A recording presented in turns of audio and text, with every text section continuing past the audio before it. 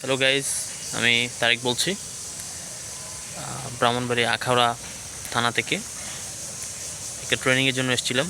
তো ভাবলাম যে যেহেতু চেকপোস্ট আছে, ওদিকে বর্ডারও আছে, তো ওই দিকটাই হচ্ছে আসলে ইন্ডিয়াতে যে আপনারা বর্ডার দেখতে পাচ্ছেন, তার কাটার বর্ডার অনেক উঁচু আসলে বর্ডারটা, কিন্তু গাছের লতা পাতা দিয়ে আসলে ঘেরানো,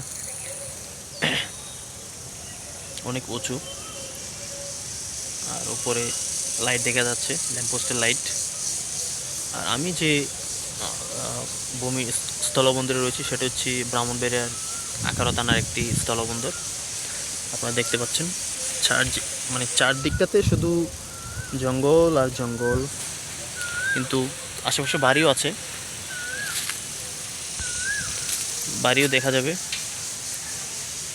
এই যে মানে